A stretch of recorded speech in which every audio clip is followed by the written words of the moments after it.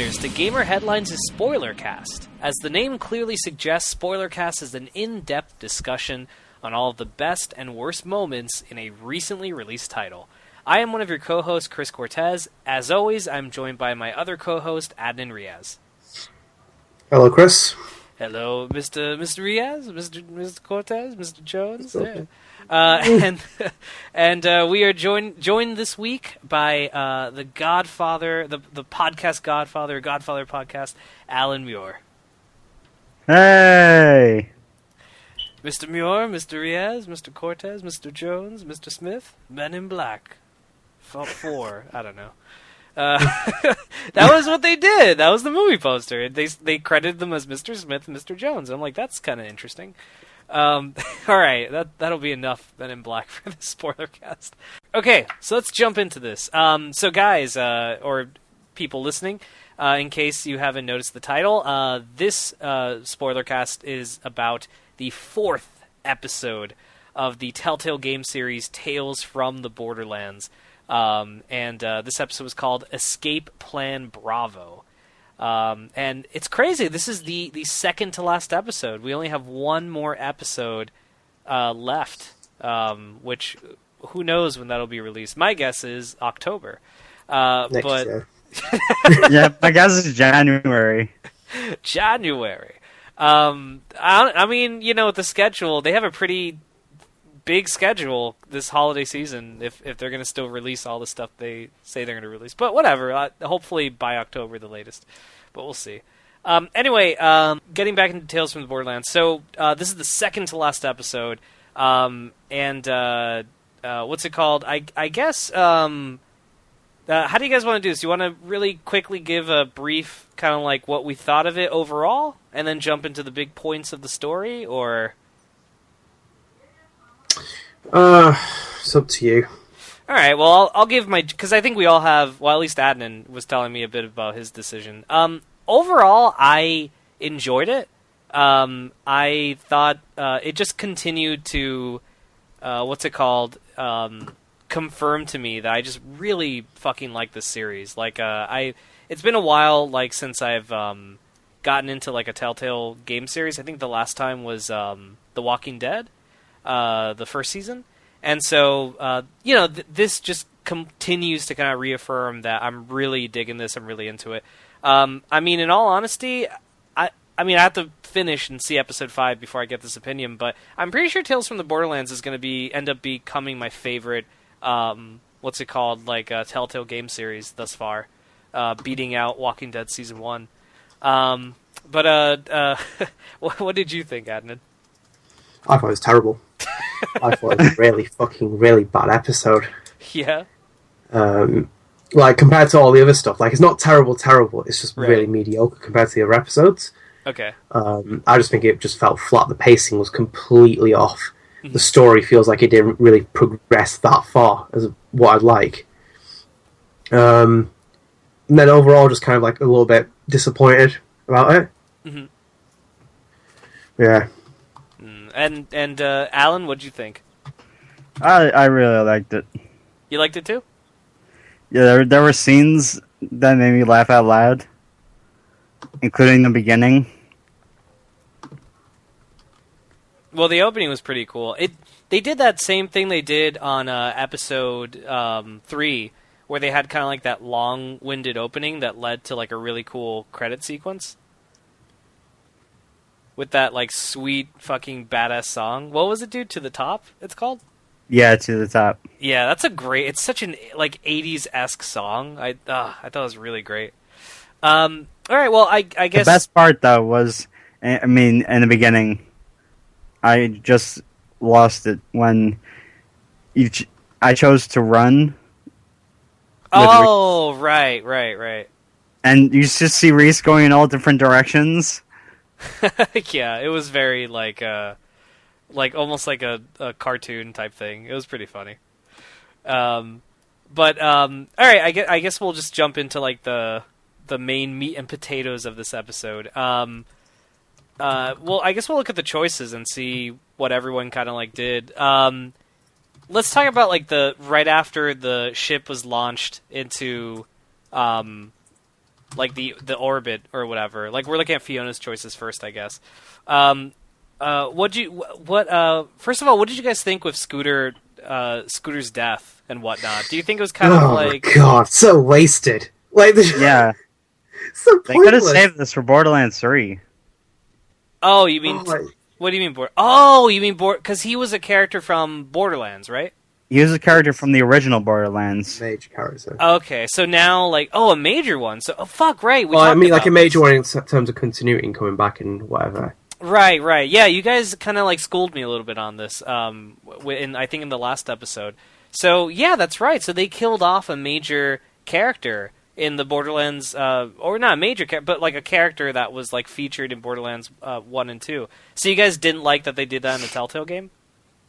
No, I thought there was gonna be they were gonna do a fake death, or have some way around it. I mean, for me, I'm going to be quite honest. I don't know why, but his death kind of made me really emotional. I don't know why. Like, to be quite honest, it almost made me cry. I mean, it was, I don't know. I guess it was because he was the nicest character that we met in the series so far. And, he never really asked for a whole lot back. He was always very positive. And, he even knew he was in on your scam. Yeah, like your con. Well, I kept lying to him, or like not lying to him, but not really telling him 100% what I was doing. I did the same. Yeah, so he was, even like not even knowing all the information, he would still blindly kind of like help you, and that really, I don't know, the way he died, like the sacrifice, his arm being stuck, and like him saying, "Look, there's no way around it," and then like I picked what was it, stage 3 or whatever. I gave him a kiss on the cheek. Cause I called him a kiss on the cheek. Yeah, and I called him sweetheart. Yeah, and I called him a hero, and like I don't know, man, I got really fucking emotional in that part. And then when they said, and we would honor him, and then you put up his thing, like it was so beautiful. Like especially for a character that did nothing wrong. You know what I mean? He did absolutely nothing wrong. He was like the nicest character, went out of his way to help a bunch of strangers practically, and then he fucking died in like a pretty fucked up way. So, I mean, I could see where you guys are coming from. I mean, this is from the perspective of someone that's never played, Borderlands enough to even know that this dude was in it. So, from that perspective, I was okay with it in the perspective of the death got me emotionally. But I think if the shoe was on the other foot, I'd be pretty pissed as well. Because, like, this is like a spin-off type thing, like... Yeah, this is an association with Gearbox, but it's not really Gearbox, so... Right. So I get that perspective. I mean, if it was something else, like, imagine if Telltale made a Metal Gear game and they killed off, like, I don't know... Oh, God, don't even mention that. Commander Scott Dolph. No, I'm kidding. Like, they kill off someone else, like, that would like Kaz? Yeah, Kaz, and they kill Liquid. You see Liquid kill him and shit. Like that would piss me off because I'd be like, "How dare you? You have no right." But I guess Gearbox had to be cool with this. Obviously, they wouldn't have let a licensed character be killed off in something if they didn't like think of that. But that's interesting. That's a cool perspective. I didn't it got to me, but it's cool to hear that from you guys. I just think it was a waste. Killing him, honestly, it made no sense. It was such a throwaway of a character. Like, yeah, let's use this as a plot device early in the game, just kind of get some shock value or kind of a reaction. It just feels so. I'm so over games doing that. Like, it's just such a petty way of kind of like being like, oh, we're going to make you have an important choice here and yada yada yada. Because I think like Scooter's a good character, just didn't really build on him that well. He's in it for like 20 minutes across all 4 episodes, right? Max. Like, I just think that they just kind of threw it away as like, okay, whatever. I agree with that. I was telling Rebecca, which you guys know from other Spoilercasts, I was telling her, like, it's kind of weird, like, that almost made me cry. I got, like, super emotional with it. And I started telling her, and I'll tell you guys exactly what I told her, that, it's funny because, like, in Walking Dead, I never got emotional or sad recently the only thing that really made me sad was when the dog in Walking Dead season 2 died. Like, that was fucking super sad. But like whenever a character would die, it was kind of like, oh man, that sucks, like that kind of thing. You didn't cry when Lee died? Nah, dude, You're a heartless bastard. No, I mean, no, because That's Alan. the quote of the fucking. That's the quote of our podcast this year. You're a heartless fucking bastard. Chris, you fucking heartless bastard. No, dude, I felt sadness. Let me explain. No. I felt sad when all these deaths happened, but I never had, like, I was never on the verge of tears. I never cried. I never did anything like that. Like, I don't know. I'm very weird with when I cry. Like, the most random shit makes me cry, and people are like, really? That made you cry? And I'm like, yeah, it did. I mean, Scooter's death almost made me cry, for fuck's sake. No, I felt sadness for that, but I didn't cry. And I felt like ever since Walking Dead Season 1, like, Lee's death was epic, and it was huge. But then, like, what's it called? Like, I don't know, I felt like Telltale in the past has done, like, shock value deaths a lot in the past, and it's just been kind of like something that was paramount to, like, you know, the dark grittiness that a lot of their stories were becoming for a while because of the success of Walking Dead.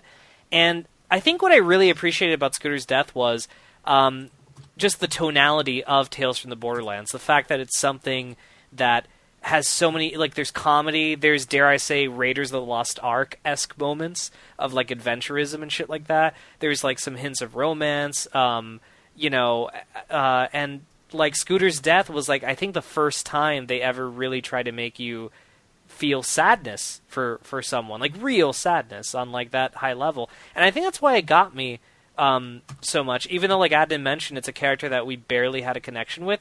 I think it was just because of his personality and the innocence behind it, and the fact that he was dragged in with these, like, pirates and you know, like, scammers and shit, and paid the ultimate price, not even knowing full, you know, details of what he was doing. I think that's really, like, what happened to me.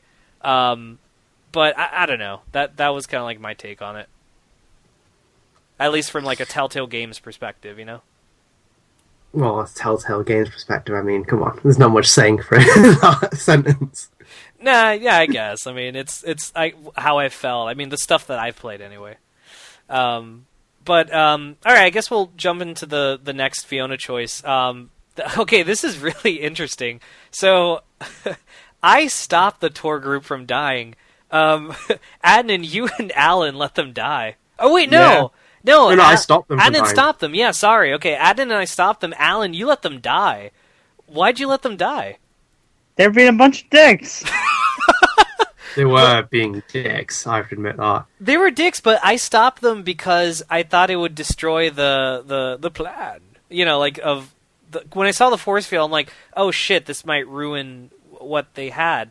And I guess it ends up happening anyway, because, you know, it's one of those illusion of free wills or whatever. But, like, so, dude, you just killed them because you thought they were dicks? Yeah. That's awesome. Wait, did you kill one or did you kill more? I let the whole tour group die. So they just walk in and they all die? Well, we only killed one in mine. Yeah, because after you say, no, don't do that, one of them's like, yeah, fuck you, and then he dies, you know? So one of them died for me and Adnan. That's and the thing is, hilarious. Right after they got vaporized, the guard that was at the tour guard was like, "You're gonna have to clean that up yourself."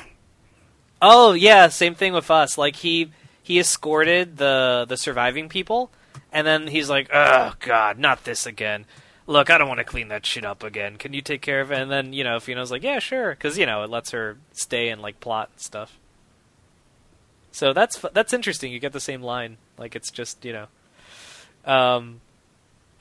and then the last major Fiona choice, and this is interesting. So me and Adnan shot the innocent diamond pony, and Alan... I would never hurt Butt Stallion. I love Butt Stallion. Wait a minute, so is Butt Stallion a character from Borderlands? Butt Stallion... Jack, in the beginning of Borderlands 2, was talking about a horse that he bought made of diamonds, and he was going to call it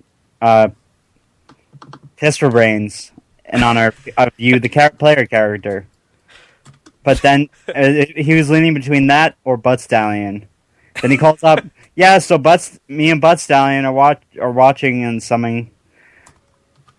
And it became this really great thing that you never knew what Butt Stallion looked like. That's so great. So, did he ever allude to like shitting out high quality weaponry or whatever? Yeah, he mentioned that. That's so great. I thought it was so... I laughed at it. I thought it was so random, because I'm like, what is this unicorn thing? And then, like, one of the options is, and, oh, yes, if you feed it, it shits out. I'm like, what the hell is this? I thought it was just totally random. So that's a Borderlands reference. That's hilarious. I didn't know that.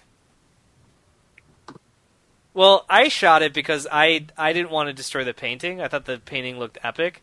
I know. I just love how they kind of build up into that. Like, when you shoot and it's bleeding. Yeah. Well, why is it bleeding? What the hell is that? Right? That guard is so great. He's like, look away. You didn't see anything. And the guard's just like, what if they injected it with strawberry jam? It's just like that was so cute. And I'll tell you what happens when you deface the painting. Uh-huh. There's actually a treasure map behind it. Oh, there's a treasure map? And then does the guard try to, like, make you think like there wasn't anything there? No, you're dragged away, but someone else is staring at it. Oh, okay. No, for us, when we shot the statue, it starts bleeding. And then, like, Fiona's like, is it bleeding? And then, like, Adam was mentioning, the guard is kind of like, you saw nothing! It's not bleeding! Don't worry about it! And she drags you away, and then Gortys, who's with you, is like, maybe it was filled with strawberry jam. Like, that's what she says. And then later on, there's another scene that you're in the prison near the end of the episode, and the guard is still like, you didn't see blood, okay? That was nothing. That was just... He's, like, still trying to convince Fiona. And I'm like, I didn't get that joke. I guess the horse was real, and maybe it's alive. So, yeah, like you mentioned.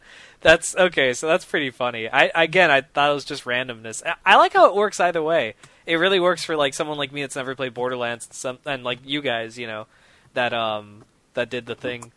And then, all right, well, I guess that's it for the Fiona thing. For the Reese stuff, I think we all claimed to search the database.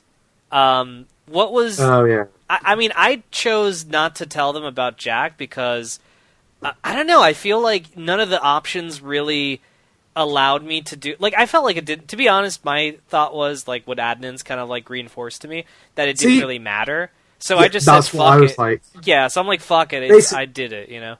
Basically, I was going to say, if I said it to him, that he's basically going to take control of your hand and hit you or something. Yeah. It's going to be something like that line. That's the thing with the game now. It's got to the point where, with these kind of games, I'm just not even that interested in my choices because my choices are tame. Yeah. Like, yeah, we saw the difference that we have that scenario between me and you and Alan where, you know, what you do with Fiona, whether you shoot a butt stallion or, you know, destroy that portrait.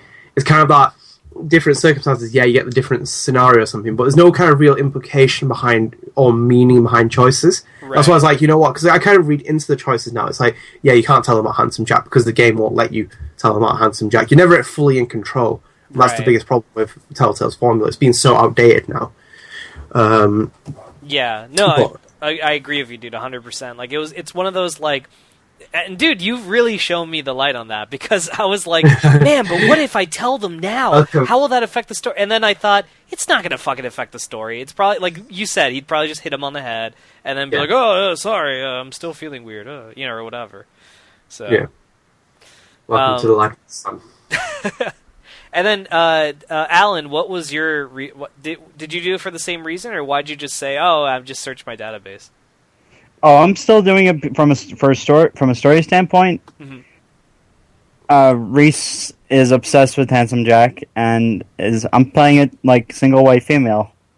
Oh, okay. So you're siding with Jack, so you don't want to compromise that relationship. Yeah. Oh, okay. Also, something we have to mention: Vaughn is not dead. Vaughn? Oh, is that Reese's friend? Yeah, yes. Chris Hart. Right, yeah, that's yeah, I think at one point in the story you briefly hear him. He's eating something. I didn't catch what he was eating. Actually, I forgot. What happened to him? Is he with He's with Cassius. Oh, okay, he's with Valerie. No. Cassius saved him.